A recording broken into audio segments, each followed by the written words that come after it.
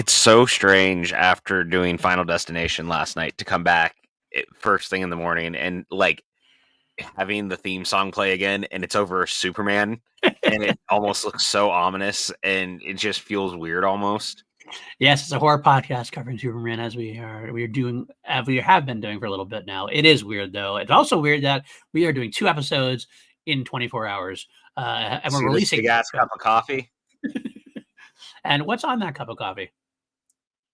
Indeed. Is it Dial of Destiny? Damn, dude, you're going for the throat. Not even a minute in, you're trying to get me to drop the name. I'm not going to do it yet, man. You can't make me. It'll come in time. What will? Nothing. Don't worry about it. You can't. The bit lives and dies on its own, I guess, but it'll happen when it happens. Happen organically, I guess. All right, that's fair. That's fair enough. We are back on the Superman train, though, this week. We did get to do a special because Final Destination Bloodlines came out into the theaters. So if you are seeing us twice a day, that's why. Go back after you watch this or pause this and go watch that one first because that one's the earlier episode.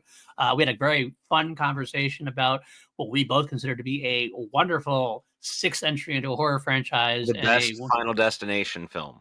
That's what we definitely came down to. We just spoiled it. Now you don't have to watch the episode. Good job, Peach. Hey, look, man, it's better to know going in if we're going to love or hate a thing, apparently. People like it much better. So if I just rip the Band-Aid off now it gives them incentive to go watch it. Absolutely. Or it tells them not to. I don't know which, but also this is a hearty fuck you. If you didn't watch the Final Destination one, to all the people who are like, we love when you guys are tortured watching bad things, a hearty fuck you. Because I don't know if you watched the Final Destination one, so I'm going to tag that right up top of our Superman Returns one after what was arguably one of the worst podcast sessions of all time, talking Superman 4. Superman 4, probably. We talked about how we talk about it a lot. We've been talking about how we have our definitely our worst of that we are scared of revisiting. And that was definitely, I think that one we decided took the cake. That was our worst film we have covered on the show, I believe. We have other in the vicinity, but that was the hardest podcast we had to do. I had to drag you kicking and screaming to the finish line. I tried to quit. He did try to quit. He tried to quit. I tried to quit more than once, including on stream. So we are happy to say that, first of all, Final Destination was a good palate cleanser for that. But we also have to say Superman Returns is also a nice palate cleanser in the Superman franchise. As while we are on, I think we're on a little bit different pages of it a little bit, we both vehemently can say it is so much better than 4. Better than 3 also. I would actually agree with that too. It's better than 3. Whether it starts going Superman 1 and 2, that's where I would maybe have a hesitation. We'll have to see how it goes down. We'll have to see where it breaks down. I have not filled out my franchise ranking yet. Most of the time I do it before we actually hit record. Right now I'm still kind of like still going back and forth on a couple of things. But yeah, this is going to be a fun conversation, I think. I like it's also kind of don't quite see eye to eye. So it's interesting to bring out a different thing with us at this point. Well, it's hard to see eye to eye when I'm taller than you. That plays a part in it. I see what you're doing there. You're welcome. It's weird. So we recorded late last night to do the Final Destination podcast. And in the time since, in not even 12 hours, they dropped a trailer for it, the prequel TV series, and a new Jurassic World trailer also. And I'll say this, Jurassic World looks fucking awesome. Each trailer is more convincing than the last that it looks kind of returned to formy, as it were. But also like with the Gareth Edwards monster, coolness, that dude's really good at doing this type of stuff. It was very interesting. The Welcome to Derry trailer. Curious. Yeah. I want to throw it's kind of funny. I want to bring it up. I'm going to throw all of us under the bus a little bit. So we have a group chat. We talk about it once in a while with PJ, me, and our friend Jeff.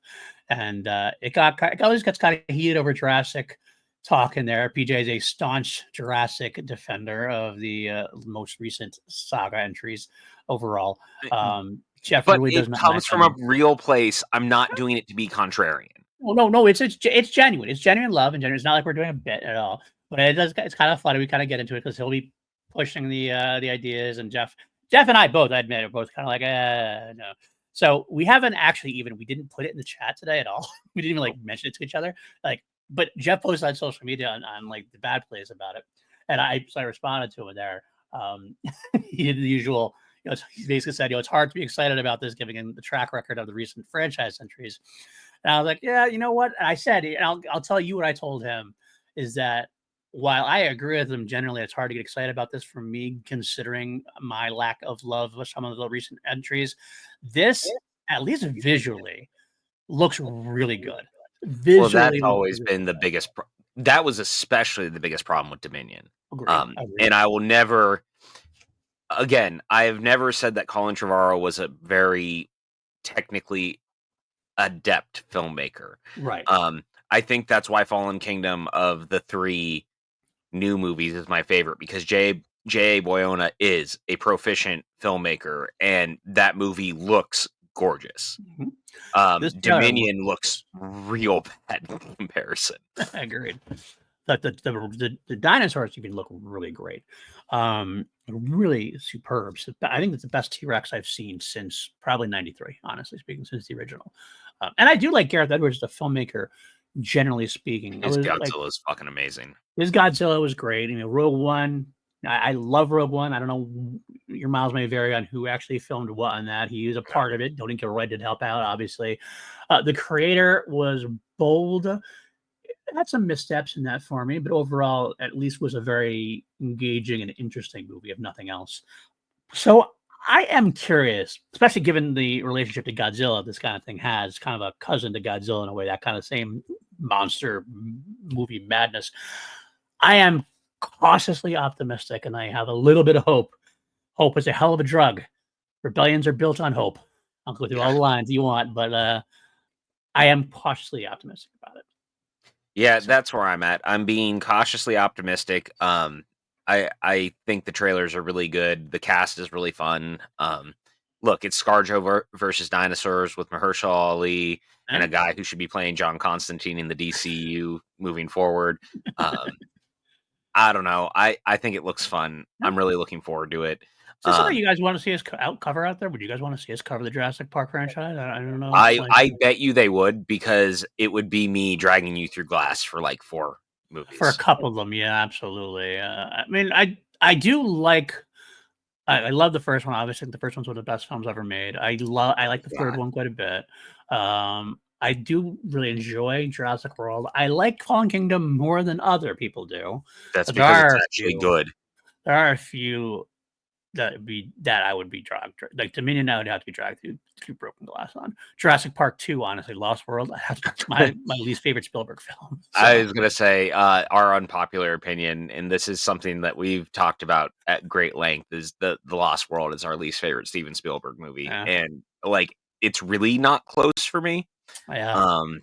I just think it's such a mean-spirited film. And I don't like when Spielberg does mean-spirited. It's part of why Temple of Doom doesn't always work for me either. Like, you can tell when he is in a dark place, and it doesn't translate well on film for me.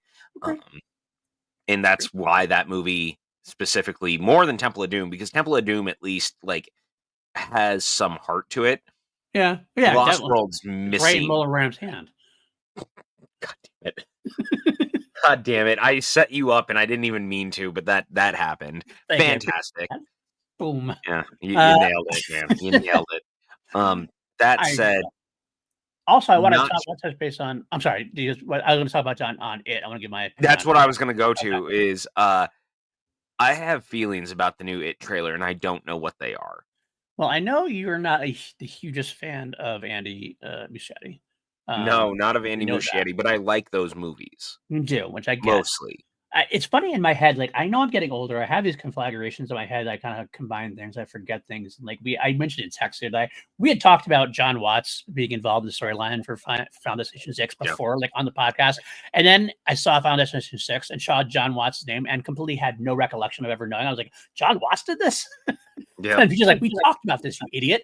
Like, yeah, I'm 900 years old. I start losing my mind. And so that being said, when I saw the trailer for Welcome to Derry, I saw the big It on there. I kind of in my mind forgot that this was actually an It show, and like was conflagrating it with the old like the Castle Rock show that they were doing, which is like I thought it'd be like this is a lot of Stephen King universe stuff happening at the same time. So I had to like reconfigure myself and go, Oh, okay. We're just doing it now, like a prequel basically to it, or storylines of it. Yeah, and there's supposed to be 3 seasons, Okay.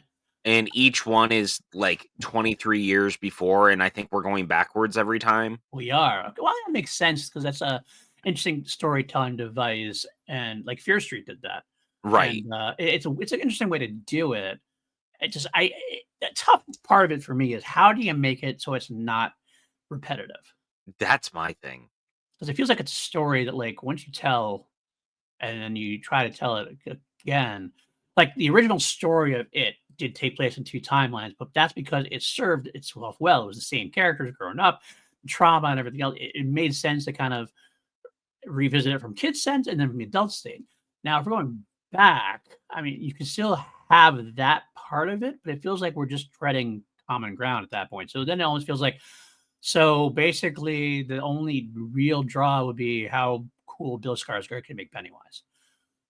Which Yeah, and the fact cool. that he's in it is good, I Yes, have to say.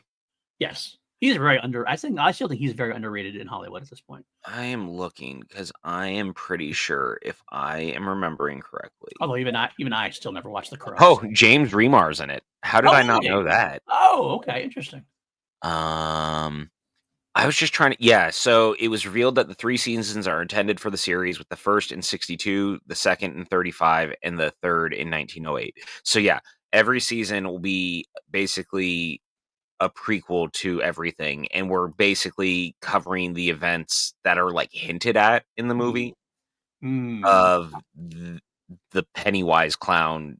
So right. I'm assuming that the 1908 one is him actually showing up in Derry, which we kinda see pictures of.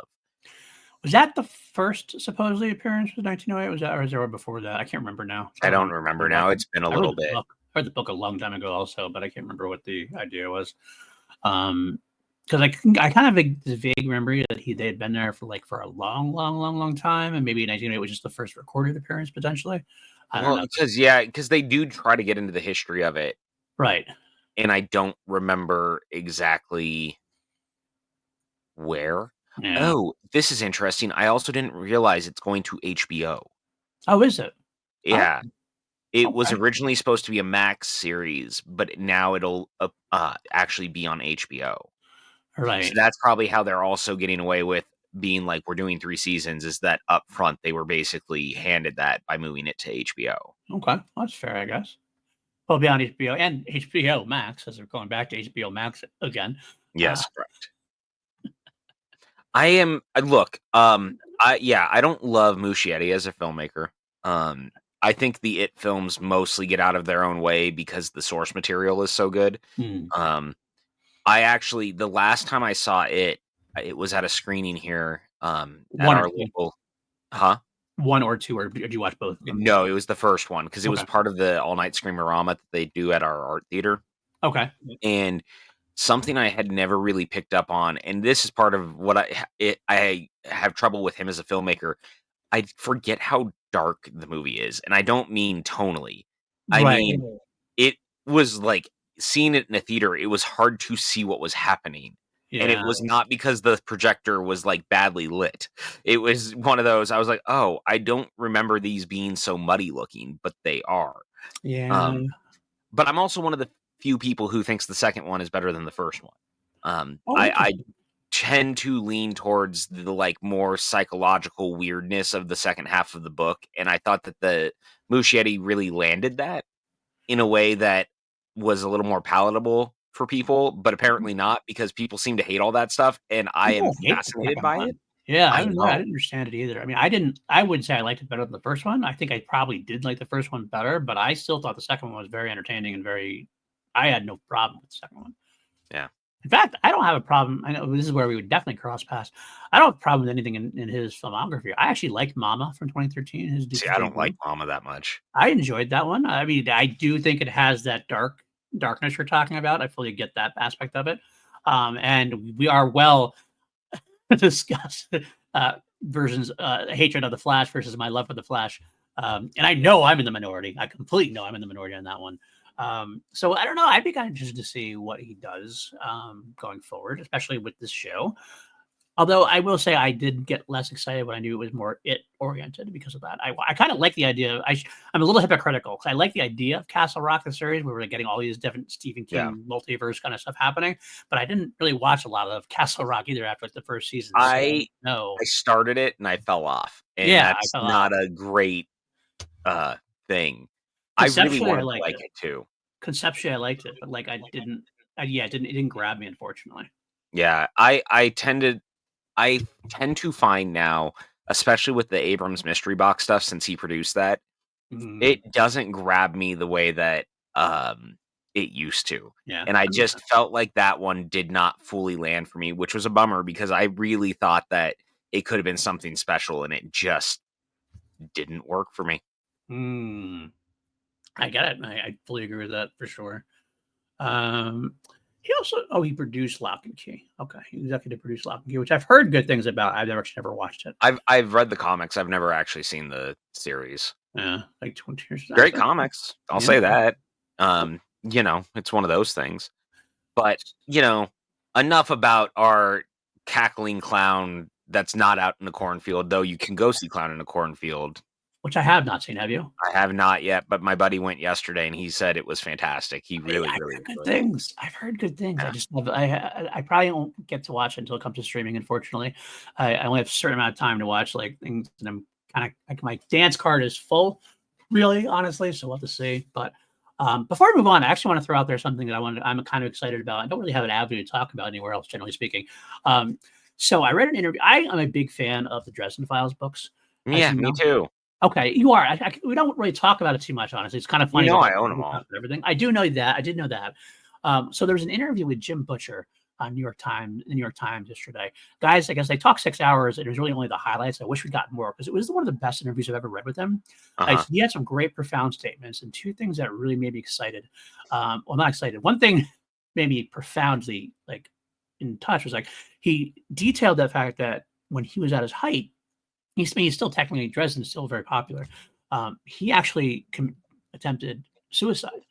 Oh, Um, and Ghost Story, the Dresden book, was basically him dealing with that in a way, which just makes sense in the retro. Like yeah, because it's a yeah. different kind of Dresden book. It's a lot different than the other previous stories had been. It's the first time I guess he had not written a whole like beat by beat outline. He kind of like let it flow and let his like feelings flow. And I didn't love Ghost Story the first time I read it, but I loved it more on my second read. And now knowing that, I kind of want to go back and read it again. But like, Sure. it's fascinating. But he also they let loose in there that he is close. He has signed his tax ID number over, so that's how close they are to produce a new 3-season Dresden TV show I wonder if it's the one that's based gonna be on NBC. based on he said based on 3 books. Like, it doesn't say the first 3 books. Like, Yeah. supposedly, in an interesting play, and I think this is actually the right way to do it, they are taking the storyline of him with Susan and the vampires. Mhm. That's going to be the 3 seasons, which is like I think they booked 2, 3, and 5, or 3, Yeah, 4, and 2, 3, 5, and 5. or something like that kind of thing. Maybe potentially something like that. Either I'm bad with what happened to where, especially the early novels There's of there's Dresden Files. so many books now because there's over 20. Which is why, like, I've always wanted a Dresden show, but it's like insane to think that a show could do its justice because, like, you'd have to have 20 seasons, and what company does 20 seasons of I'll anything say anymore? this, I actually think you could do it in 10. Every season would be 2 books. Right? Maybe I think it could be done. I've always contended that they should do it on HBO Max, that's what I and, would hope for too. but I know NBC has had it for a while, I wonder so if I'm they still wondering have. if that's the NBC series that has, like, kinda sat around for a bit. I'm hoping not. I'm hoping it's a I premiere. I don't want it to be on network, I'll I tell you want that to much. be. I would love it to be HBO Yeah, and like, or if FX maybe or FX. I could see Prime potentially doing it, but they'd be hit and miss for me. I don't know though. Maybe it didn't sound like NBC, but maybe it No, is. no, I no, hope I it is. just know that the last time there was an attempt at the show was on Right, NBC, right. and I remember that being, like, announced, and I was like, "Oh, a new show," and I saw NBC, and I went, "Oh," Oh like, no. because Dresden is one of the last things you wanna see on a, network. Yeah, exactly. Sci-Fi did not do a good job when it had its shot. It was Oh, dude, that show is bad, like made it legitimately terrible. made it like a hockey stick instead of like a stab. What the hell? I don't know what it was doing, but either way, I actually like this attack of it. They're going to do like say they did the vampires as a couple series, and if it's successful, they can do another arc, maybe Yeah. like the Fae arc, and then do like the Denarians as an arc, and like you can cover Yeah. both books kind of in like one way. But I think it's a cool way to potentially do it. You can massage the backstory anytime you need to. I think you add some flashbacks here, you touch in some other books that they're Mhm. not going to fully cover. I think it could be really well done if done See, properly. this is a better version of what Lincoln Lord is attempting to do as a Right. TV show. And like I've come around on that show a lot more than I previously liked it or Right. didn't like it rather. Remember that. But I don't love that they've like done the stories out of order and then they try to massage the things to like make it fit. And you're like, no, like this doesn't make sense. Like this, why are we doing it this way? But Right. it is what it is. Right. What are you gonna do? I mean, it depends on the property. I mean, because for example, Reacher is basically taking whatever book it wants to do, but those books are far more episodic in nature anyway, so it makes it Right. easier to massage those kind of things. Dresden, I would like to see the complete overall arc of Dresden, so Yeah. that's what makes it a little more difficult. But if we just take the vampire arc and that's all we get, that's still kind of a cool storyline to do. And I'm also that'd be great. curious because they have the first book is not the first story, Yeah. because there's the comic that comes before it, which Yep. is Welcome to the Jungle, Yep. and so do they do that? Do they lean in on that? Do they you know what I mean? Like, Yeah. there's also a lot of the short case books. Well, that's the thing I'm thinking about too, because you could do this as a series, and if it is really popular, you could do like an animated Dresden Yeah. or something like that as a companion piece, and they could fill in those kind of like graphic novels, those short tales and stuff, you can analogy things. Maybe even let the animated do like one of the books in like that you're not covering in the main arcs kind of thing. Either it could be very, very cool. The last bit of news from that interview, if you want to ever go don't get a chance to read it, it did say that the publishers are going to announce this week, supposedly, that 12 months is coming out in January. So Oh, thank officially God. getting a line, which has been a long time It's since been we had a so book. long si it Right. we went, like, 10 years between books and then got, like, a handful, and now it's been a drought all over Yeah, again. I had a big draft for the point. It's been like 2020, I think was the last time one came out, Yeah. honestly. We had the novella that came out a couple years Yeah. ago, The Law or whatever, which is fun. I'm actually reading that. I did a reread of the Dresden Files and I'm on The Law right now, but I like that one. But I want a full on I've it's an been interesting way to do it. They're doing 12 months. Is they're instead of doing what they usually do in the books, in case you haven't read them, is they basically it's a week in the life of our favorite intrepid hero put against some very massive Mhm. bad guy. This is the first time they're actually covering like a full year of Dresden's life in one book. So it's gonna be Be interesting. well, because we're also in, like, the back end of the franchise because Right, it's always been the lead up like, all the books in the franchise to this point were leading up to, like, this great war, basically, right. and that's He kind of has where we're a yeah. he has a final trilogy in mind. Um, that's supposed to be like so right now. I think what was he's written 17 novels in the universe so far, as well as a number of short stories and everything else. And I think the idea is it's supposed to be like 25 books with Yeah, like originally, series I think it 3, was, like, 4, and 25. 23, but 25 sounds right now. Yeah, he expanded it a little bit. So 23, 24, and 25 are supposed to be like the big apocalyptic end arc. So we got a couple of books more like this is 18, we have 19, 20, 21, 22, something like that. That's the idea of eventually doing it. But I love those books, and I think I it do could too. be great. I think if it's on HBO, that would be sweet because I think they could handle what it is. So I'm looking forward to it. I'm cautiously optimistic. I'm just excited to get a new book in And if January. Theo James is not playing Dresden, we fucking riot.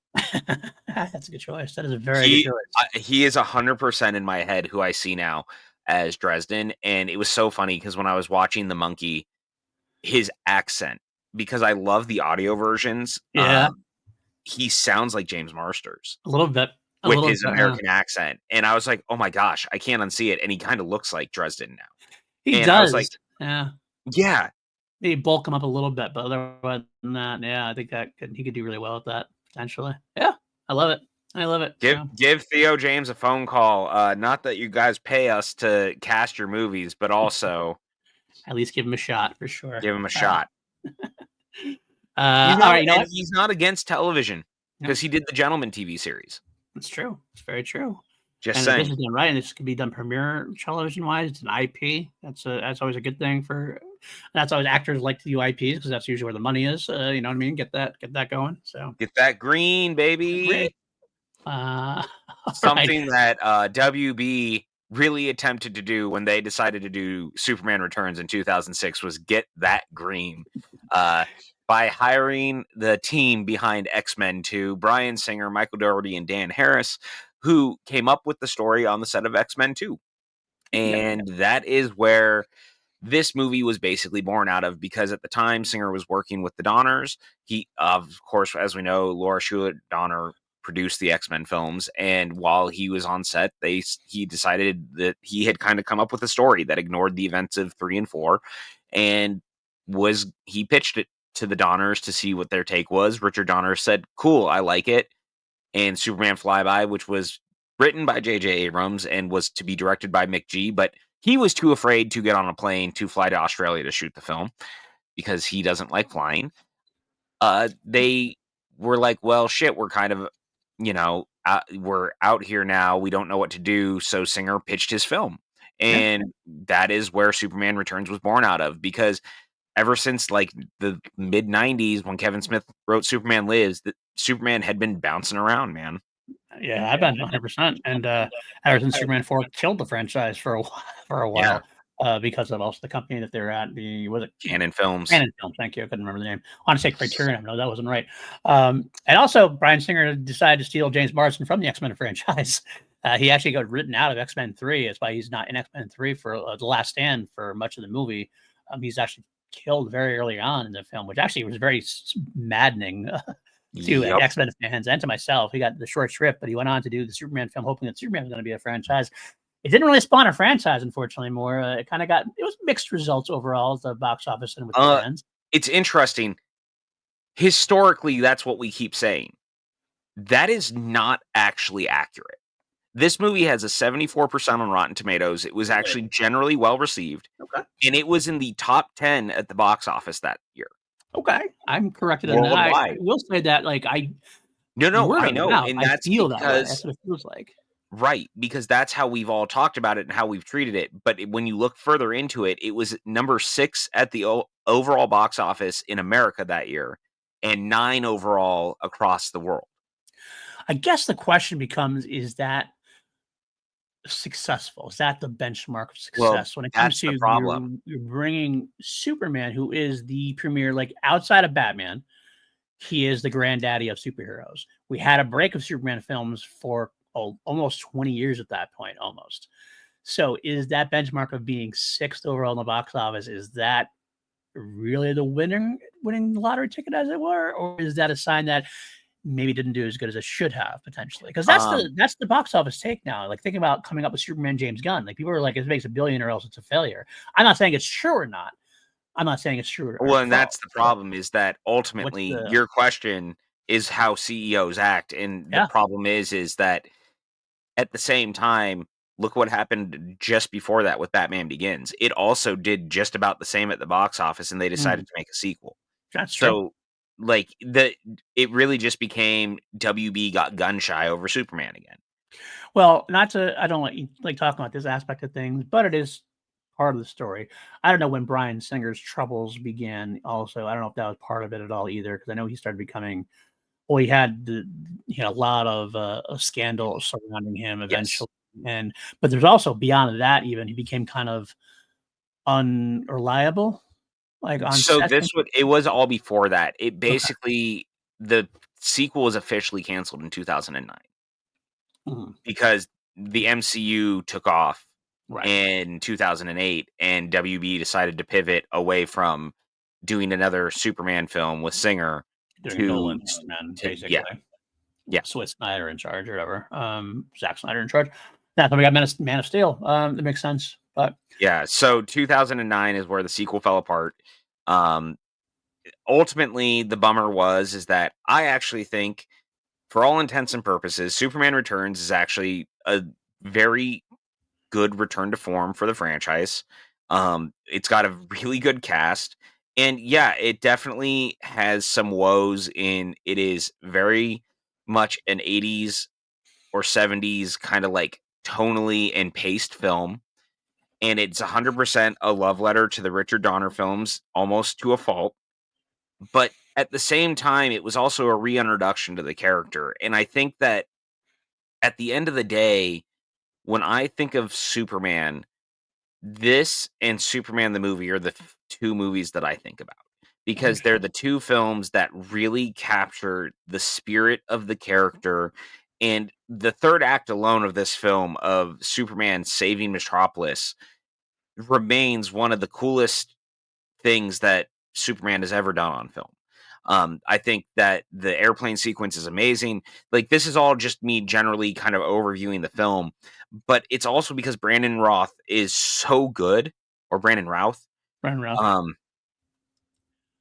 this is a performance that he's not trying to be Chris Reeve, but he's also homaging to him while doing his own thing. And he does a good job at also leaning in on like the bumbling Clark Kent versus the Superman who can stand up. But this is also a different Superman now. Like, this is one who's been away for 5 years, someone Right. who is like he took himself away from humanity Right. only to come back and hear how much humanity needed him. And I really appreciate that. So for me, looking at this film, even with its faults, I think that this movie gets a really bad rap. I don't know. Let me, since we don't actually, it's funny, we don't usually do the overall like this first, but I like that No, you're but I'm doing, just gonna jump I ahead get of it. it now. That's fine. I'll do my overall take before we get into the nitty gritty. I don't disagree entirely with your premise.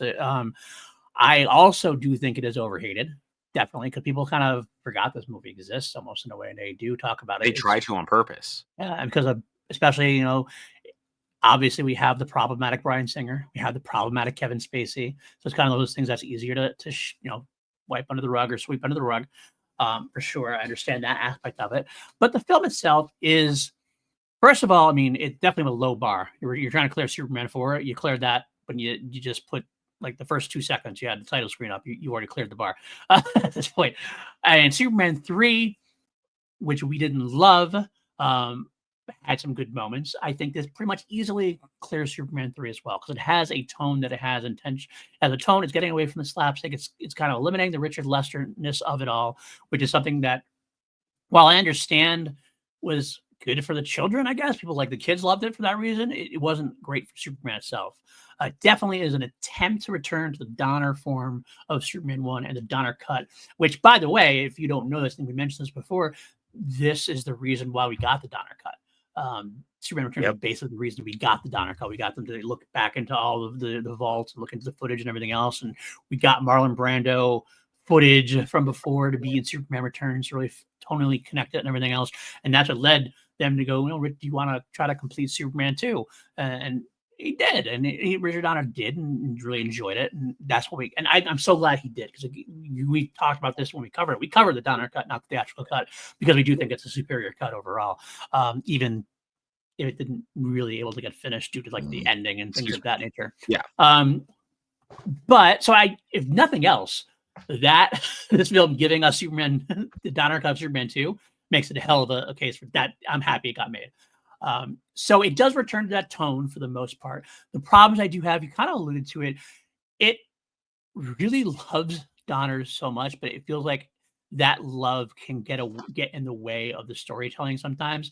And not all the time, because there's a lot that it does on its own, which is unique and is advancing the story forward. But there's times that like it's that nostalgia bump of like really repetitive beats that kind of was like, oh, so we're really just doing this again. Okay. And we'll get into that when we get to the nitty gritty details. But I'm kind of like, it's that case of what we always talk about. You're showing me basically the better version. Like this is something we've done before, but better, in a way. And so that kind of helped. Like kind of goes, and I feel like, honestly speaking, you like Brandon Routh.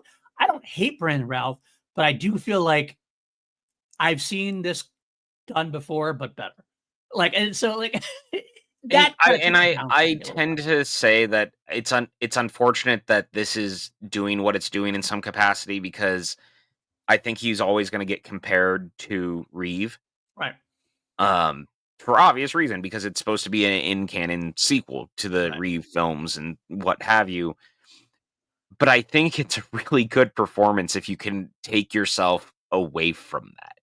And that's the thing is you have to be able to, like, not compare it while also being like, I see why he's doing what he's doing, but also allowing him to do his performance his way. And it's a really hard line to straddle because it's near impossible. But I actually think for what it is, it's a really great performance. Enough so that, and I'll bring it up now, we did finally get a sequel to this movie. Or as the producers of the Arrowverse have called it, they called it a coda to the film because they were like, we can't really call it a sequel because it's set so long after the events of Superman Returns. But they did bring him back finally as Superman for Crisis of Infinite Earths. And you could tell I think he's also become a better actor, obviously, over time. But where you meet that version of Superman in the story and the performance he gives, you're reminded, fuck, man, he was really good in the role. And he could have even been better had he gotten more to do because the version of Superman that you get in that goes even further. And you Well, see that.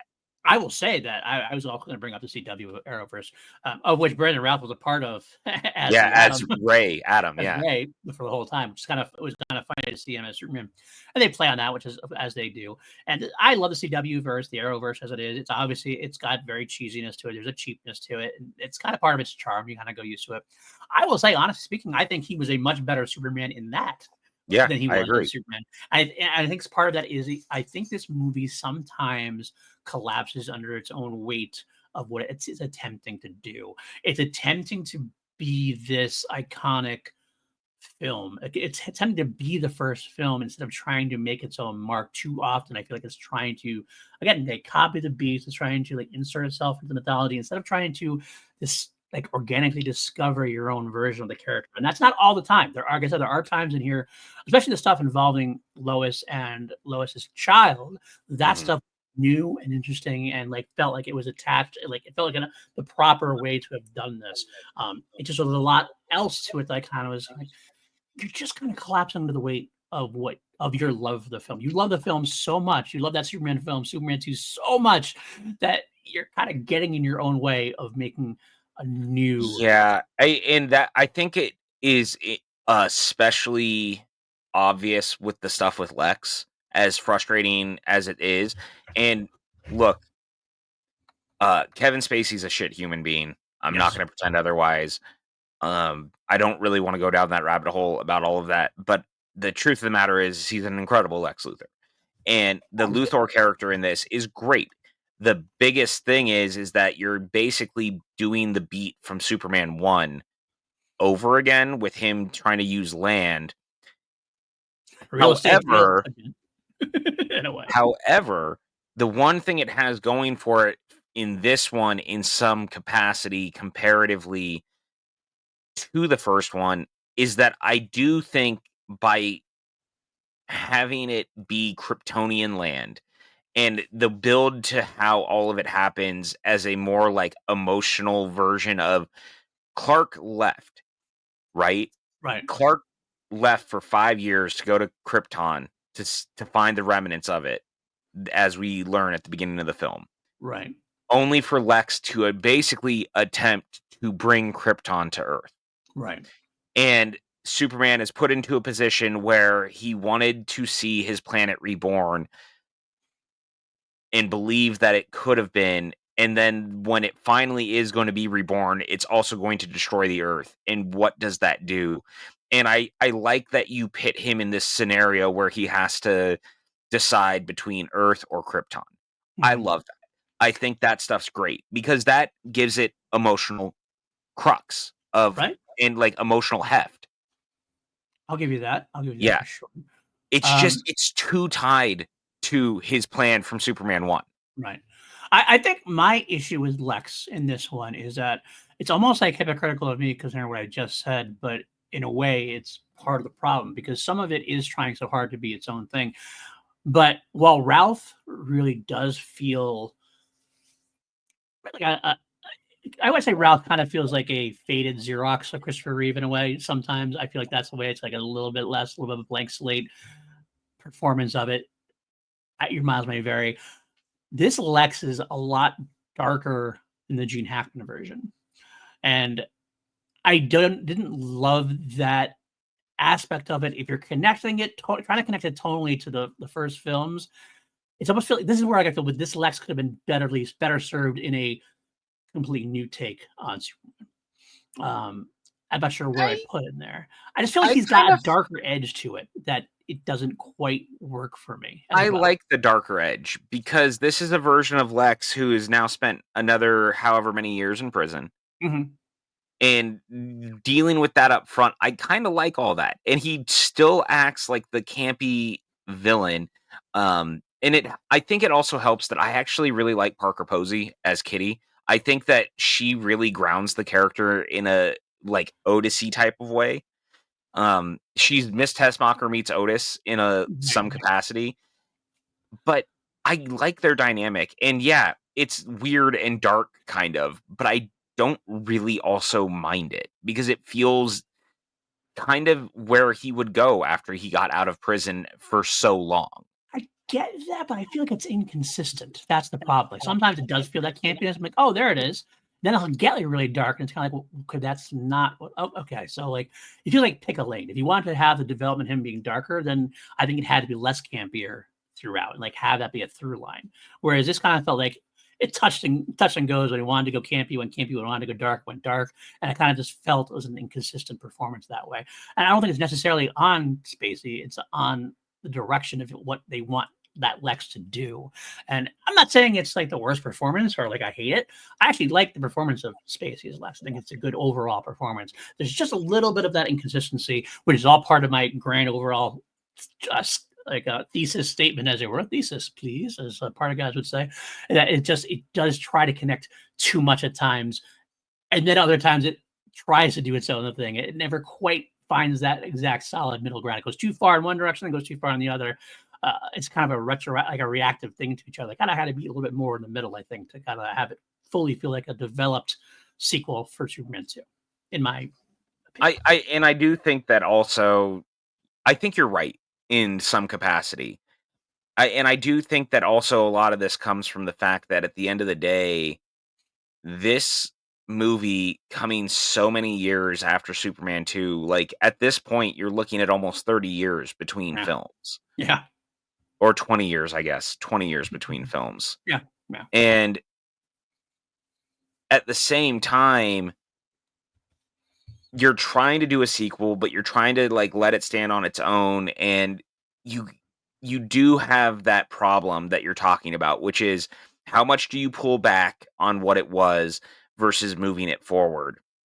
And I think the truth of the matter is it does what it can in the hopes that we're also getting a second movie because they had already outlined the second movie with this idea of now we can fully move forward. Like we basically made our love letter to what happened and we kind of reestablished this version of the world.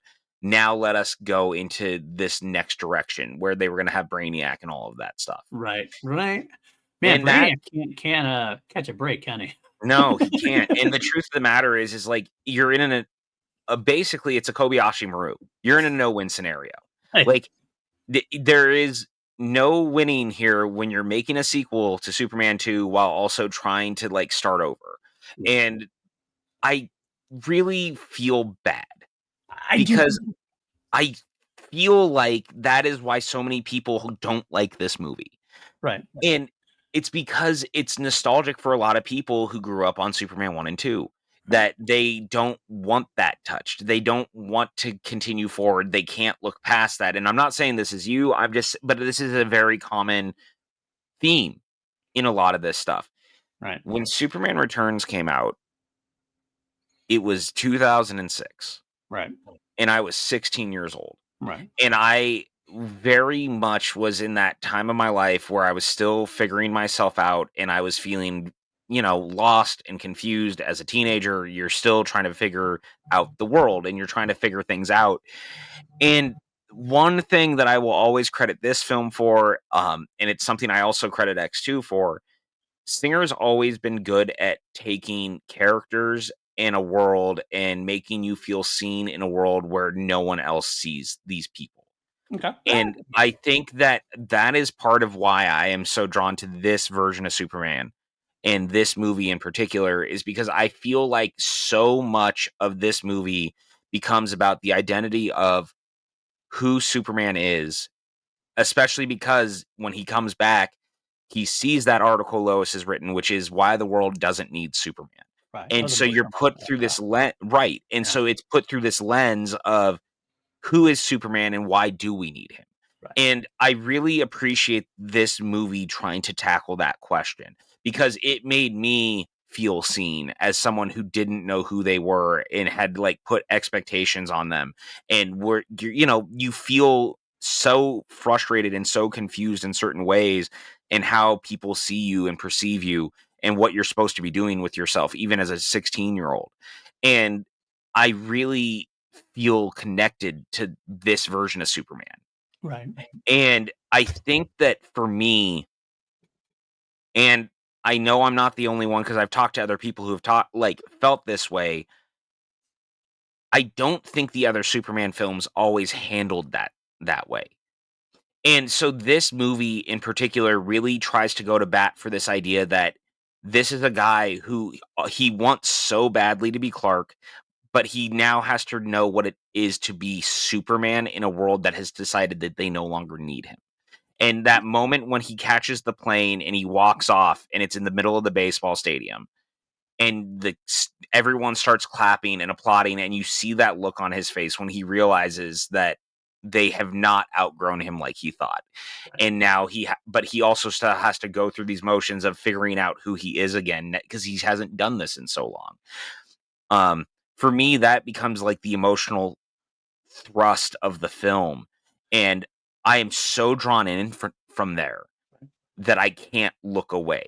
And so that is my like long-winded version of, I understand why certain people feel the way that they do, but I think sometimes people also need to get out of their own nostalgic way. Again, we've talked about this on the podcast before, so Yep. this is not like aimed at you.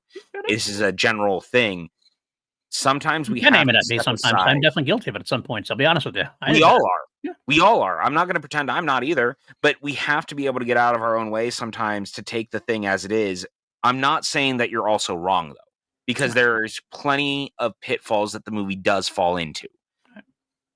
I want to just tackle that. That's a fascinating viewpoint from me, like your view of Superman and everything else. And it really does kind of, you're setting some seeds up for our conversation about Man of Steel in a couple weeks. And that's going to be interesting because I understand your view on Man of Steel similarly to what harkening back to this conversation you just had, Yeah. and why I don't have as much of a problem because I take it in a different direction. That's a preview of what the discussion we're going to have on Man of Steel. Sure. And I can't wait to have it. I think it's going to be a fun back and forth on that for sure. I agree with what you're saying, because I do think that's an emotional crux of this film. That definitely showcases a lot what's going on there. I just wish I could get out of my own way. I know that's partially on me, because the problem when it comes down to like legacy sequels that we've seen, usually they are 20 years down the line. You get returning cast members who come back and they help. So give the torch along. It's fun to see that and everything. We are replacing the entire cast, and I'm not saying that's a bad thing. I'm not advocating for deep fake or AI or anything crap like that. No. But it's also a thing that you now have to deal with. Right. It's just a different You're thing. right. I got to get into that mindset, and I don't like Ralph as much as I liked Reeve. And it's not necessarily just about. It's not necessarily about like I prefer. It's like this isn't me getting on my own way. Like, I can accept recasts when they're done well. Hell, Sure. we had this conversation before we went live. I am one of the people who liked Alan Ehrenreich as young Han Solo. I was able to Me work too. with that.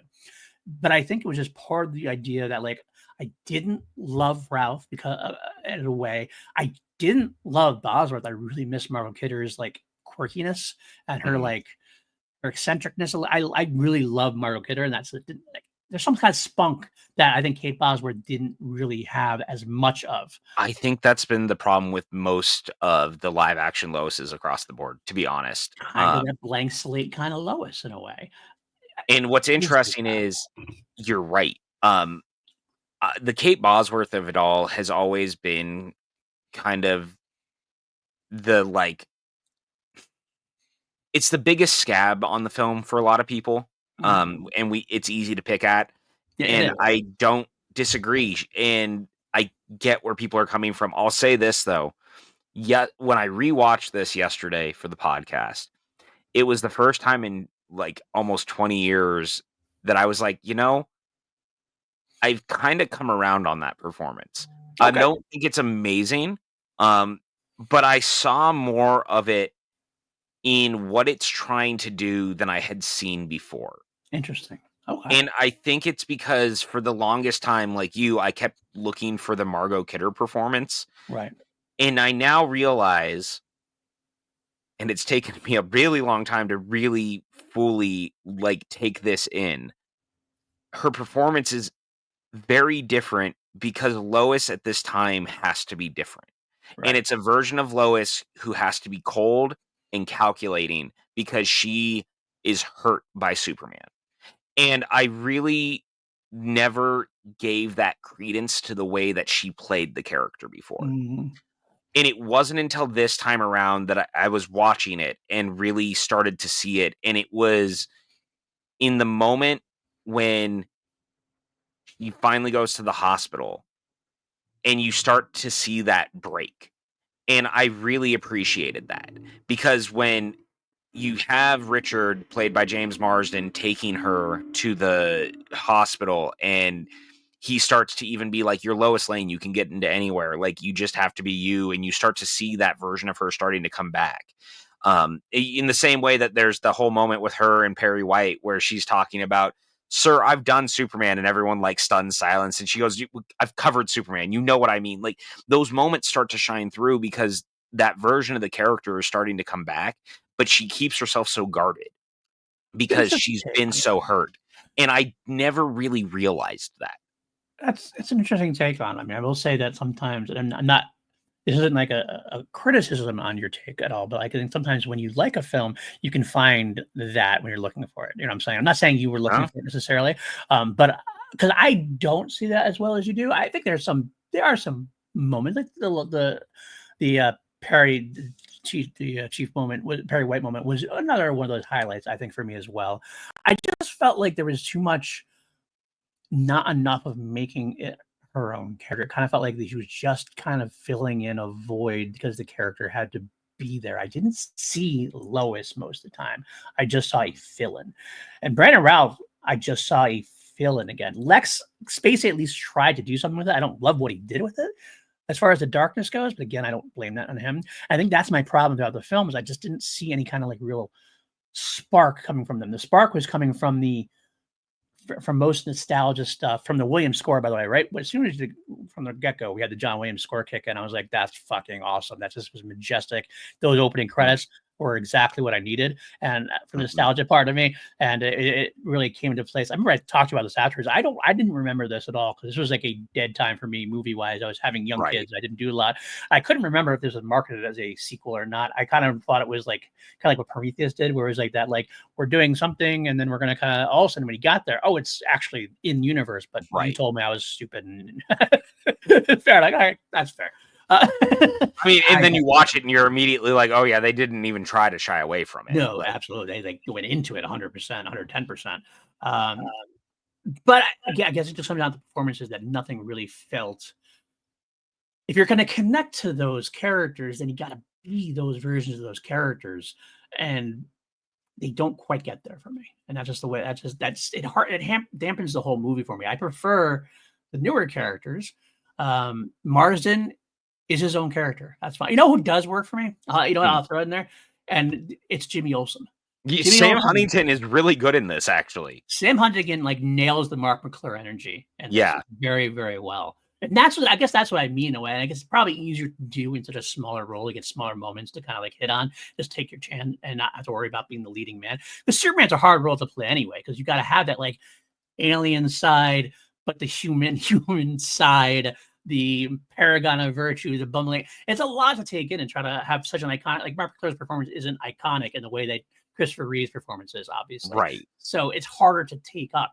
But Sam Huntington really does deliver. And I think that Frank Langella pretty much nails the part of Perry White as well overall. So there's some moments of He's really good in inspiration. this. Do you know who that was supposed to be before that? No, I don't remember who. It was Hugh Laurie. He was Oh, cast, and then really? House got in the way, so he couldn't end up doing it. So they Huh. recast it with Frank Langella, but it was originally Hugh Laurie, who also would have been real good. I think Laurie would have been good, but I think the right man did the role because I think that Laurie would Oh, have been a no little doubt too at all. young, for that. As far as 'cause I always feel Perry White should be this like older, like kind of old Yeah, not grandpa type, but I mean grandfather to the reporters kind of thing. Whereas Hugh Laurie was right. pretty much a similar age, so kind of wouldn't feel as earned. But Hugh Laurie's a great actor, so he could have pulled it off potentially for Yeah, sure. 100%. I think he still ultimately would have done a pretty good job, but, Yeah. like, I also don't blame them for going where they did. Um, it's so interesting how much of this movie really is, like, basically nostalgia while trying to do its own thing, and how your mileage may vary on that, and I really don't blame people for feeling that way.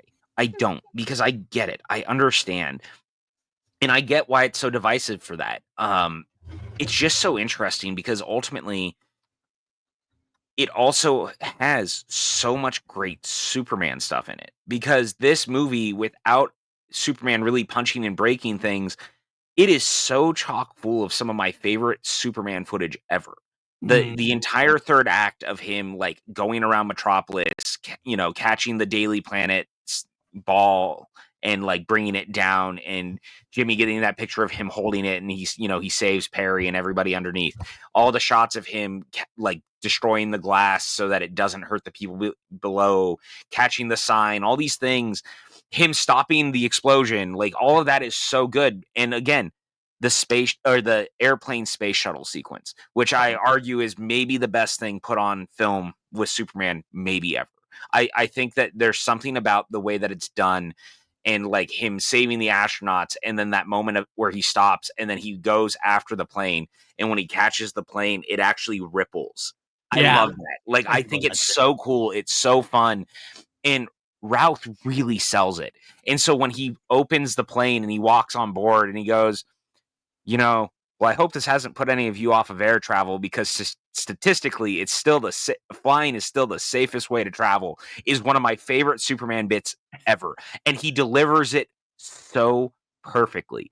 Those are the moments that in this movie, they really shine, and you start to see, like, through the nostalgia lens of, like, this is actually really good. Mm.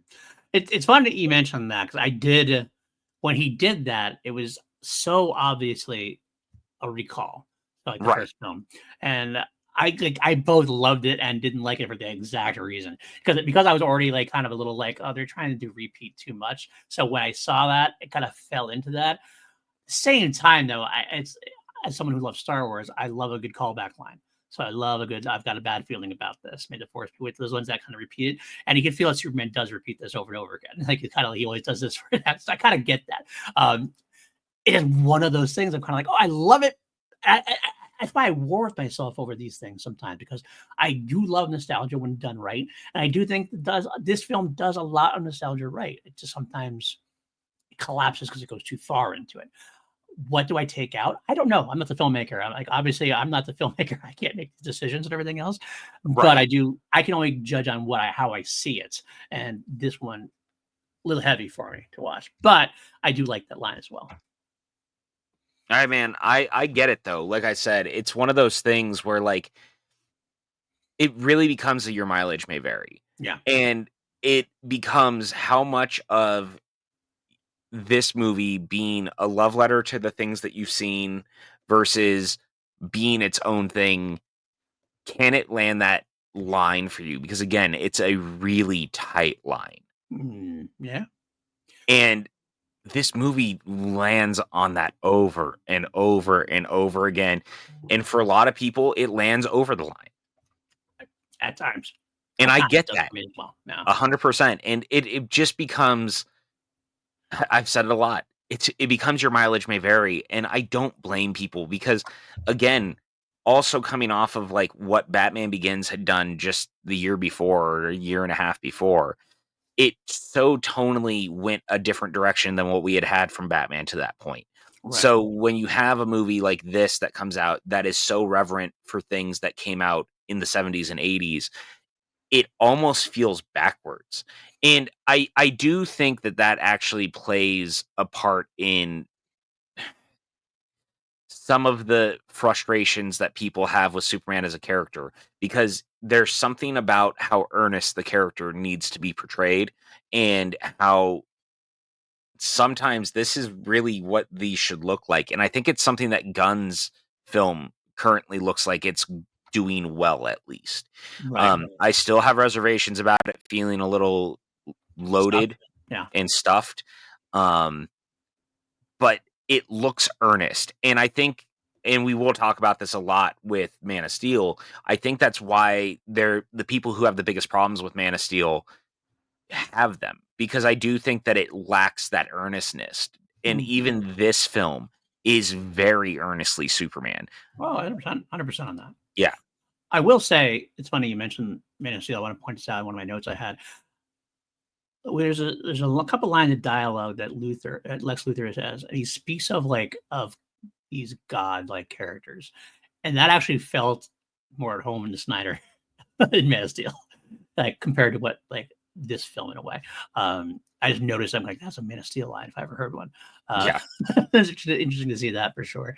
I also do want to touch base. You mentioned before, and we kind of went off track, and I want to agree with you that the action sequences in this film are top notch. Bryan Singer can shoot an action sequence, a superhero action sequence, as well as anybody. And these ones, the space shuttle bit, the whole third act, they are extremely well shot, and most exciting parts of the film. I do feel like in a way, I think the film is a little bloated. Like at 2.5 hours, I feel Oh, like they cut some stuff out of it. and it's shorter than it initially was. I know, and They that's cut scary, to be 15 honest. minutes out of that movie.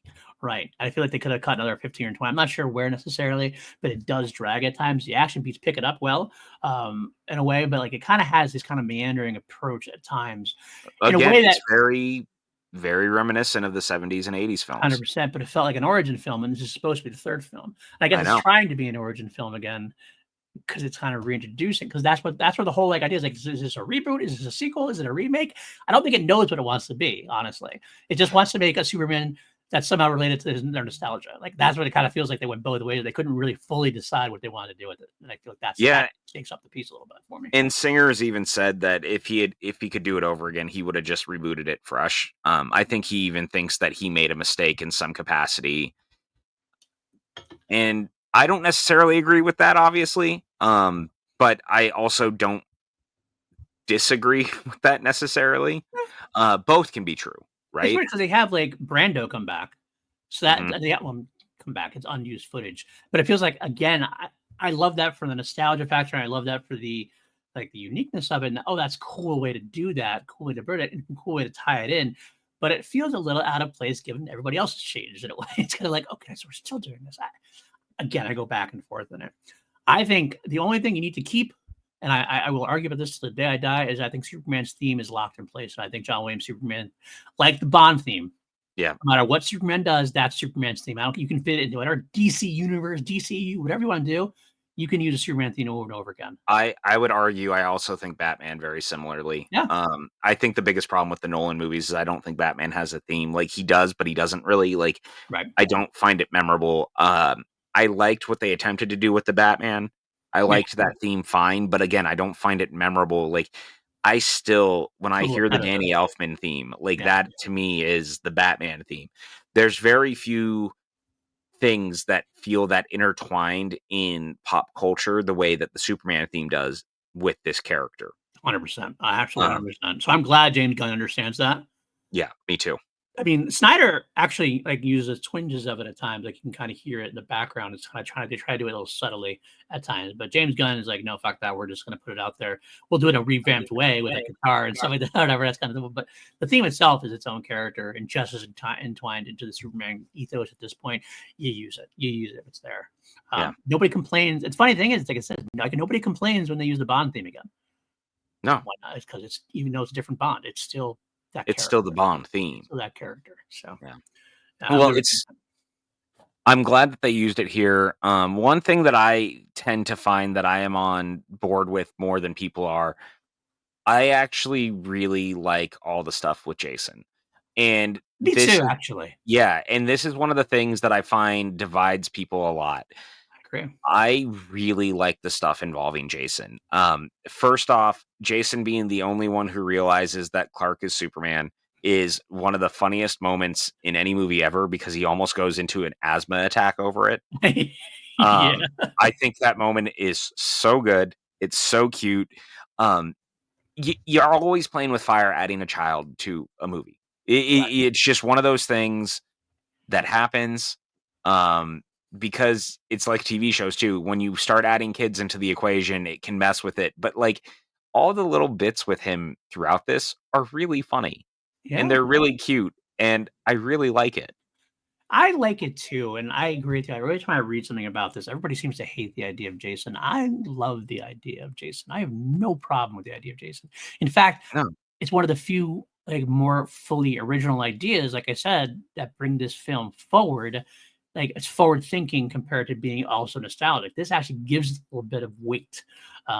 Relationship with Marsden is fine and it's good, but it leads to something. But the Jason part, Superman has always been about fathers and sons. Like the original mhm, Donner was strong about Brando and and Papa Kent as well over Superman in this way. But of course, Father Kent died in the first film. Brando's been dead for a right, while. But so how do you continue that storyline? You give Superman a son. And how does Clark or Kal-El rather raise a son or get involved with his son or teach his son? And that to me is like why it's almost necessary in a way to add yeah. that kind of character to it. I love that aspect of it. Um, I Although I love wanna that ask, moment. does he have superpowers the entire time and Lois has hidden them, or is this like the No, first time I they think come he out? hasn't developed them fully yet until Okay, he's in a moment that calls for it. right. Because they Okay, even make the joke that he got an A in science, but a D in gym, so we must be doing something right. right, yeah, that's true, exactly, and he has the asthma, obviously, but then Yeah, he doesn't at the end too, like, he kinda throws away the inhaler or doesn't use the because inhaler. because he finally has the realization that his father is Superman, Right, and exactly. I really love that moment when they're at the hospital and they're gonna leave, and then he stops and he runs over and jumps up on the bed and kisses Clark on the head. Yeah, me too. It's a really sweet moment, and, like, again, it's all about fathers and sons, and so where does Superman go when he finally wakes up? He goes to the bedside of his son, and he actually gives that entire monologue that Brando gives, Which is basically. awesome, and Yeah, I it's a love great that so moment. much. That's one of my favorite parts of the film, quite honestly. I think it's such it's that honestly is the best way to attach yourself to the old films, but doing a new thing with it, and that's why it works for me so well. And Roth is great in that scene. Yeah, Like, I again, will give you that. Ralph is great in that scene. like, I think that that's him throughout the movie is that there's all these things that it gets so wrapped up in the he's not Chris Reeve and we can't see past it, but, like, then he hits these moments where he's so good, Mhm, mhm. and you realize, "Oh, he's been good." It's just it's hard to look past the rapper that is trying to be Chris Reeve at the same time. And Right. that's difficult. I That's guess that hard. I guess I could do that. Right. No, 100%, and so Yeah, no, I definitely yeah. So I'm glad that you can kinda see where I'm coming from with that because, again, I think also it helps, weirdly, that we did see him play the character again, and it almost feels unfair in some regard to be like, "Well, but look over here also." But the truth of the matter is, like, he is good in this. mm, But it helps that because down the line we saw him play the character again, that you got an idea and you can look at this movie again and you go, "Oh, actually, he is good in it." It's just so much of it is asking him to try to be Reeve when he's also needing to do his own thing. right. I mean, I'll put it out there as maybe this is an apt comparison, to a degree, and maybe better comparison, but if we got to see Ralph again for longer, kinda Mhm. like Hayden Christensen coming back. Yeah, Because 100%. Hayden Christensen has done he reminds me very if you like the Ahsoka show or like whatever, like Obi-Wan or whatever kind of thing, whatever, I get that. But Hayden Christensen has really come back full force and given a great performance as Anakin slash Darth Vader, depending on where you're looking at it. And it's really built on, because his performance for a long time was decried, like wooden and not quite good enough, everything else. A whole generation of prequel fans kind of have grown up and have really loved him for it.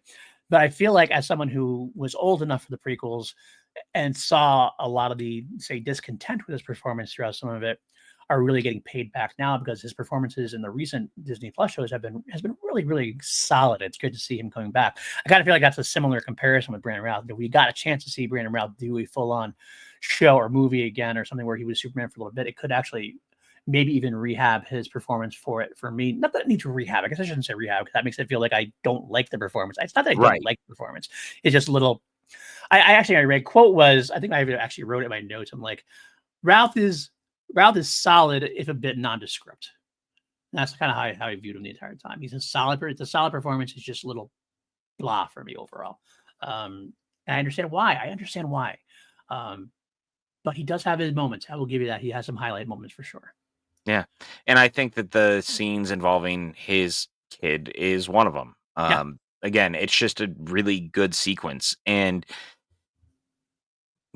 credit where credit's due. I like all the stuff on the boat involving Lois and Lex and all of that, like leading into the thing with him throwing the piano kryptonite in to create the land. Like, all of that is great, because it also, something I really appreciate is that we actually get Richard involved in everything. Like, he could be such a whatever character that just sits on the sideline the whole time, but instead, like, it actually forces him to get in the action, because there is this part of himself that he sees Lois clearly loves Superman, and he doesn't really know how to broach that with her, and he tries, and it gets weird, and he apologizes for that. But then, Superman keeps coming around in some capacity, and he can see that she cared and all of these things, but it never stops him from being there for her.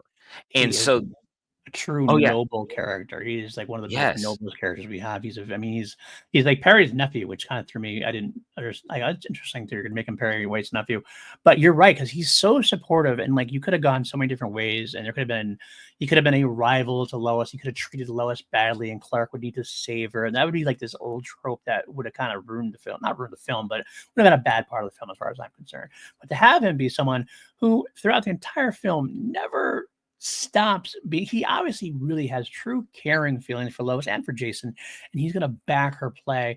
And even if it means they have to see him sacrifice his own love for her, because he knows he wants her to be happy and have her full life and everything else. And that's just a beautiful thing.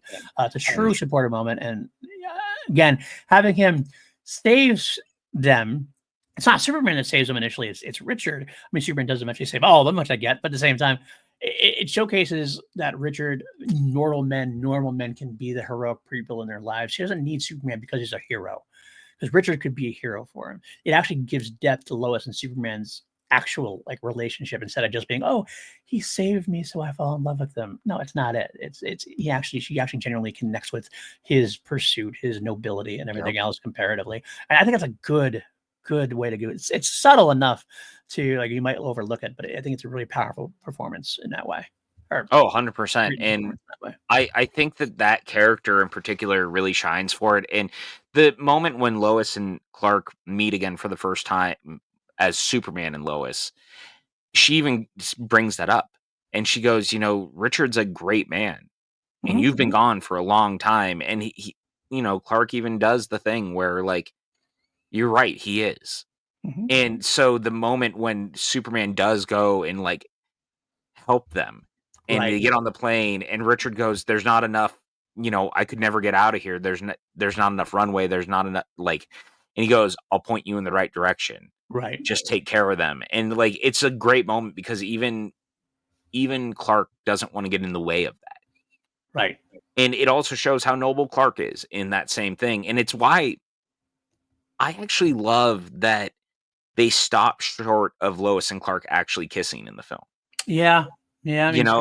It's a great moment, because it's like, yes, they clearly loved each other, but we also move away from that because she doesn't want to hurt Richard. And I appreciate that. Yeah, I It's agree. interesting. It is interesting. Because it's the whole thing. It'd be almost too quick for her to jump on that train again. It'd be Right. too cheesy and too like, this is actually, it felt like a genuine relationship, and it felt like that it made her and Richard's relationship a genuine relationship, and that it just feels true to life. Luckily, Richard's allowed to have that kind of dignity that it probably deserves. And I mean, I feel bad for Richard by the end, but at the same time, it makes a lot of sense, and he'll be fine. Richard will rebound and be fine. Mhm. Oh, of course. But it's just, it's just one of those things that I think ultimately, I think Richard as a character is so much better than I anticipated because he doesn't feel like the kind of character that should have that much of like a hold on the film, Right. and yet he does. Whereas Cal Penn is in this for reasons, I guess. Like that's one of the weird ones for me of like that is clearly Cal Penn Right. and he has no dialogue None. really. Barely any. Yeah. And he's just kind of there. From what I understand, there was more with that character that we just didn't get. Okay. Um, Interesting. but that's so strange. And like the other one, Lex has all these henchmen. One of them who has a clown tattooed to the back of his head. I have to assume that it's some sort of nod to him being like a Joker fanatic. Right. I would think so. I would, But like but it's never really explained. I mean, they do name drop Gotham in the movie, I so do. you have to assume that that is partially that. But it's just very interesting. I do wonder. I have to wonder if this had been successful and they brought this through, would we have gotten the? I mean, I know it was soon after Batman Begins was obviously in 2005, so probably not necessarily. But if Batman Begins hadn't happened either, would this have been enough to bring Michael Keaton back at that point and had like a Batman Superman crossover of those, those kind of In that we didn't want maybe to have? because in this version of it, I could see his Batman 100%. being with this Superman, and it may not even been a versus film, but maybe just world's finest. Right, exactly. Which it would have been more World's Finest, I think, honestly, which might have been the better way to go, to be completely honest with you, for sure. But uh, your miles may vary on that one for sure as well. It's Um, just so fascinating to me. it is. It's a fascinating story. The making of it's a fascinating story. The film itself is intriguing enough, and I also agree that it definitely feels like it's overhated now, um, which is actually even funnier considering I think Man of Steel is also overhated for different reasons. Can we pause real quick? I just heard And we're back. Small break. We had to take a small break because somebody's cat decided to be an asshole. my cat, one of the 4 orange cats in this group that of ours that Paul and I allegedly share a single brain cell with. This is not us, by the way. This is from Kim last night. Kim said that you and I share a brain cell between 4 orange cats. That's probably true. So probably true. Yeah, we were sitting here and Paul was talking about something, and I could hear something over my headphones, and then I heard glass break, and I went, "Oh no!" And I went downstairs, and he had found a water cup and knocked it over, and he's just being a dick. So, uh, thank you, buddy, for that. And we're back. And we're back. I one quick note that I want to make with all of this because the production of this movie was so fascinating, even to get it here. It's interesting that as going as far back as Superman Lives, the Kevin Smith movie that they tried to do, Right. how much of the like death and rebirth of Superman still managed to make it here. And they even put a nod to Superman Lives in it with the article whether Superman is going to be dead or whether Superman lives. Right. So I thought that was so interesting. And I don't think I ever really noticed John Peters' name like front and center of this one. I didn't either until I was like, oh Yeah. yeah, look at that. Yeah. And I saw that and I went, huh, that's so interesting. And I Actually, where's the forgot. big giant spider? That's what I want to know. Yeah. I mean, or where was, what is it? Brainiac wrestling on the polar bears. Oh man, James Gunn. I should have made this joke in the beginning, but I want to say it now. James, whatever you do before Superman comes out, don't start writing a Superman sequel already and it have Brainiac in it. Wait Yeah. until you have a sequel definitively happening, and then you can write Brainiac into a sequel. The I Brainiac just, he's cursed, man. Straight up cursed as a character. Like every time we tried to get like any sort of other Kryptonians on film that are not Right. Zod and his people, it seems like it just doesn't work. Okay.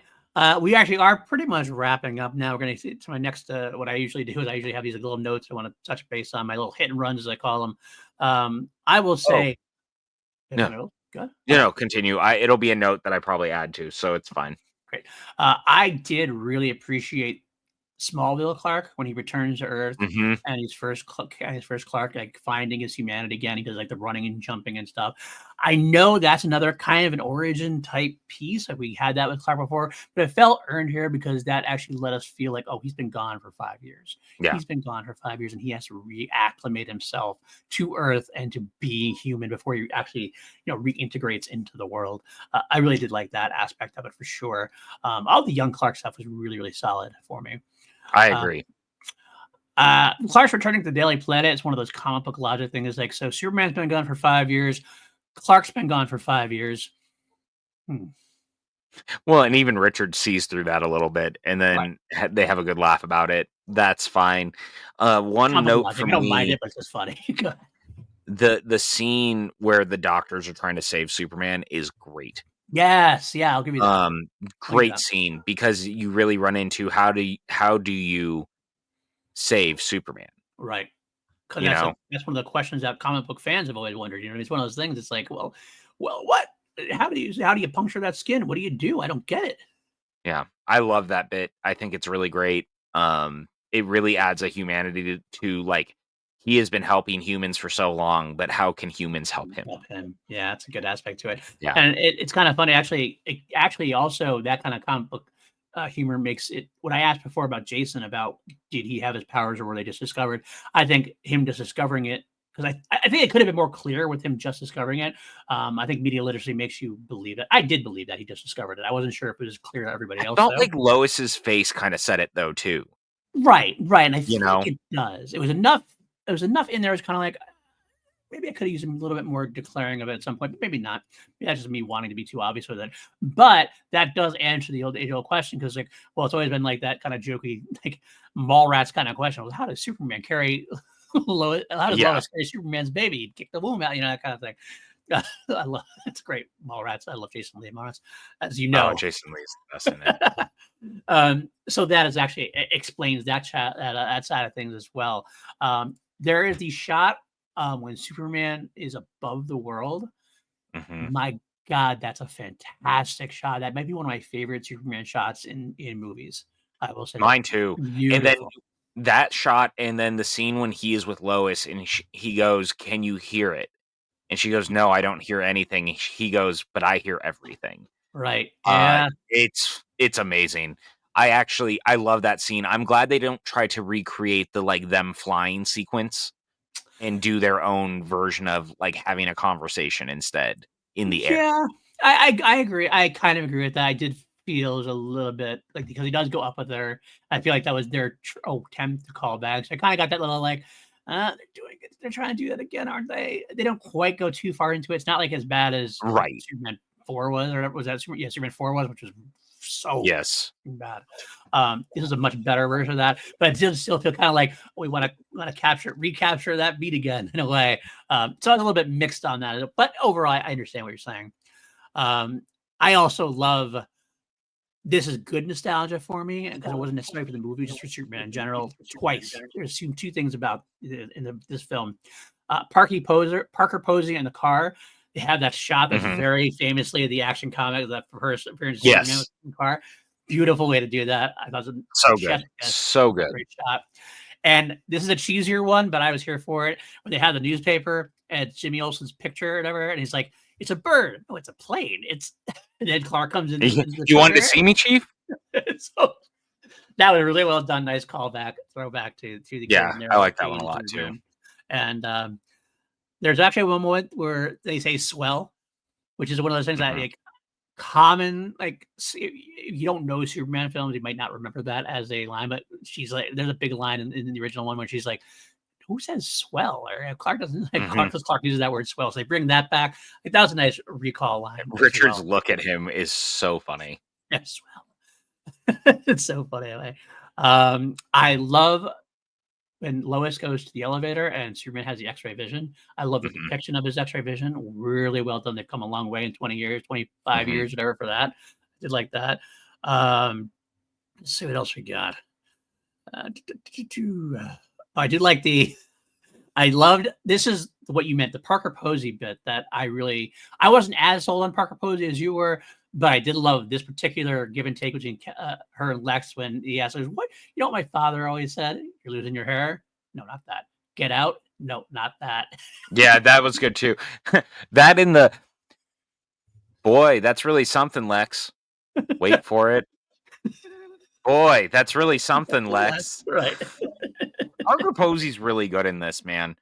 You know what? She I'm coming around more on her on the second viewing than I did the first viewing. I did like her quite. I kind of like missed the Eve and Otis. I wanted to have an Otis character, but she does do a better job of kind of like combining the two in a way. I liked her far more this time than I had before. So I get what you're saying. I think I liked it because you always mentioned her specifically how much you loved her. I was like, I want to look at her again and see what yeah. I'm missing.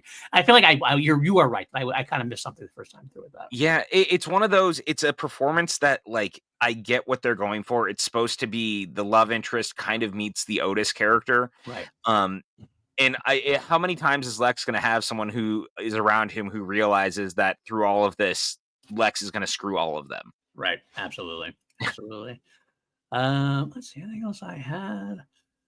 No, that's really pretty much all I had at this point. Overall, solid film, definitely for So, sure. I'll say this, again, I think that if you listen to me up top and you heard basically what I said, this movie, you almost have to get out of your own way Right. because you have to take it for what it is, not what you want it to be, not what it wants to be, and just kind of look at it through the lens of what it's attempting to do without letting your nostalgia get in the way. It's an impossibly hard thing to do. I But will when go ahead. I'm sorry. I thought you were Oh, I finished. was gonna say, but if you can do that, I think what you find underneath is that this is a film that very much loves Superman as a character. I think it's a movie that very much loves this world and the mythos. It loves the Donner films, but it also sees the character for who he is. And it really leans in on let us explore Superman. And I like that we get so much Superman in this movie. Mm, mm, It's something that I think sometimes gets lost in these movies is like allowing Superman to be Superman. And so when this film's third act kicks in, or in the first act when he saves the plane, there's a lot of Superman doing Superman things that really humanizes the character. And it reminds us this is a character who once made us believe a man could fly. Like this is that character, and I really think that this movie does more good in that than people give it credit for. And so I think that's why I really look at it the way that I do. I'm very drawn to this film and the things that it does, the way it talks about the character and all the things around it. Again, I understand people's problems with it. I'm not gonna pretend that problems don't exist with the movie, but for me, this is my go-to Superman film when I just wanna watch a Superman movie. and I can completely get that. I completely can see where that comes from. The highs are very high, and the lows aren't tremendously low. They're just kind of they feel like a baggage. I Mhm. guess that's what it is for me. It has to do with the bloatedness of it for me, for Sure. example, beyond the nostalgic side of things as well. But again, I can understand why the greatest hits of this film make it a comfortable rewatch for me, for Mhm. sure. It's just unfortunate we didn't get a chance. I really think a sequel could have done amazing things. A sequel with this cast, getting a chance to really expand on its own and actually shed the weight of like kind of reasserting itself could have been like, oh, okay, you're doing really good here at this point. I would love to have seen that gone further. Fortunately, it didn't happen, and it is what it is. But Yeah. I think it really is a shame that we didn't get the sequels because I agree with you. I think that once they were past what they had initially done, which was kind of like a restart, which was also like a sequel. Had they gotten their own sequel, I think it really would have paid off with this cast in this right, version of the world, especially with the team involved behind the scenes in a lot of ways. Like, I think it really would have ended up being something special. And again, I would argue that it was proven. in some capacity that had Ralph come back, he would have even been better, because that whole sequel series stuff in Crisis is so good, Yeah. and he's so good in it.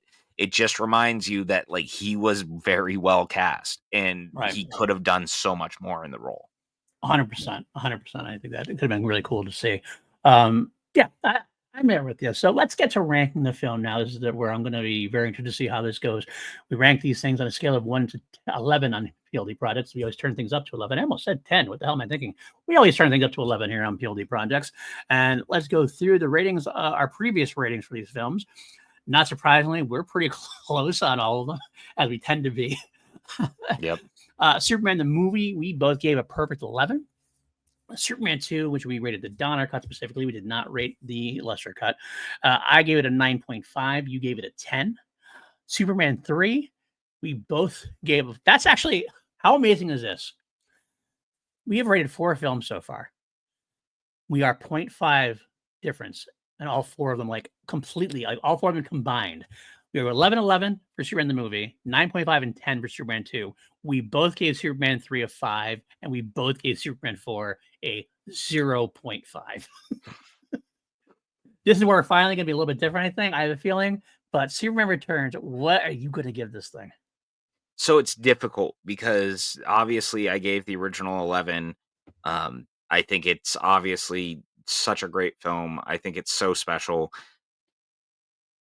This is not a perfect movie, but it is a movie that I very much love for how it is. It's a movie that moves me. It's a movie that speaks to me, but I also see the flaws underneath it. I'm going to go ahead and give this I'm going to go with a 10. It is it's stuck with the second one, where I think it does what it does really well. It does well. When it gets bogged down, it gets a little bogged down, but it does still speak to me in a way that I find much better than it gets the credit it deserves. And so for me, I want to be loud about how much I love this movie. I am so happy for you for that. And I know you I love know. that. And that's good for, I mean, I am so happy you love the film so much, and I'm here for it. Um, this is probably one of our biggest differences we've had on I'm not surprised by this. I knew going in it was going to be this way, and that's okay. That's um, okay. I landed on,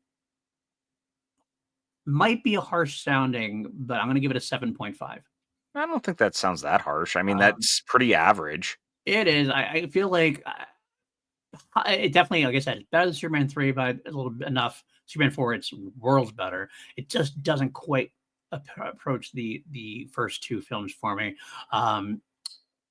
So it's still not worlds away from each other. We all have our loving things. I think honestly, we could see an interesting switch of things when it comes to the next film we cover. Yeah. Which is most likely going to take place. I love the fact that we can have these conversations, and we usually remain, even though we don't do it often, when we do disagree on films, we definitely can remain like Civil. civil, and we like appreciate each other's takes, even if we give each other shit over them sometimes. I wish I loved this film more. I I do. wish you did too, but I'm glad that I can love it. And, like, look, again, I've lived with loving this movie for 20 years and been on the end of people telling me that I'm wrong about it. And, like, that's fine. Yep. Uh, I don't really care if people don't like it. Like, I'm not trying to appease them. I like what I like, and that's what it is. And, it's really nice that I can just sit here and talk about it, and you're not going to scream at me. So, and if you want to, in the comments below, feel free to tell me why I'm wrong. It's fine. Like, please, I'll look at it, I'll chuckle, and I'll allow you to have your opinion, because I don't really care. That's not who I am. And you know what? Tell me I'm wrong. I would love to have, for the Superman Returns defenders, the lovers of Superman Returns, come into the Yeah, comments where's and my tell me why I'm Superman wrong. hive at, man? Where's my Superman hive? The Superman Returns hive. Come on, Absolutely. I activate. mean, then again, it's not like I give you like a 5 or anything like that, or lower than that, but I understand. But yeah, that's going to do it for us this week, folks. This is the end of our double session. Again, if you missed it up top, we did drop our Final Destination Bloodlines review earlier, like very early morning. We recorded it very late last night. So you get 2 episodes in one day of us. Is it too much? It probably is too much, but it is what it is. And you can, if you sign up now, you can get even more 2 middle-aged geeks on film for just a couple of dollars, which is a Starbucks coffee that you probably buy once a week anyway, if not more. Because if you sign up now, you can get 5, and I repeat, 5 podcasts about the first phase of the MCU, which we have covered, Iron Man through Avengers, live right now on our YouTube Premium page subscription thing and or Patreon. So go ahead, hit that button, subscribe today, get 5 more episodes of listening to us ramble and talk about stuff, because you know what? You enjoy it. And if not, they will be live for you in like December. Yeah. So you can wait, or if you act now, you get 5 more podcast episodes with a 6th on the way, because Iron Man 3 will be coming your way next week. That's right. That's absolutely true. And not only that, we actually give you guys early access to some other things. Not quite the same early access, but our show review I do when we record it. I usually get a couple weeks in advance. I have the latest episode of review up there now. That's going to come out tomorrow as of now, but it's been up there for about a week or so. I try to do Crown Jewels, my Queen podcast. I throw them as soon as I finish the episode. I throw them up there. It could be weeks in advance. Sometimes those are like a month in advance. So you're getting some good content in there if you can on PLD, patreon.com/PLD Projects or YouTube membership. The Crown Jewels ones you'd have to go to my actually other YouTube page. That's either sister page, the Crown Jewels page. You can join a membership there as well if you just are interested in the Queen stuff. But I also do a lot of other stuff on this channel as well. I got Holy Snokes, my weekly Star Wars podcast with Maddie Gunner. We're doing the rewatch of Rogue One after Andor's triumphant finale last week. We do what else we do here? We do Class Action on a monthly basis. We are doing a Mission Impossible Battle Royale on June 30th. That should be a hell of a lot of fun as we tackle that. Probably one of the most consistent, probably the most consistent action franchise we've ever had. John Wick may be up there, but Mission Impossible has been doing it a little longer, so we'll have to see. I think that's the bit. That's all of it. Yeah, that's all of it. You know where to find me. Like and subscribe. Leave comments. 5-star ratings. All that stuff. Do the thing. Find us on Blue Sky. That's where we usually hang out. And yeah, we'll see you next time on the live channel or on the main channel for Man of Steel. We're entering the Snyderverse. God help us. And for some of us. And PJ and PLD into the Snyderverse.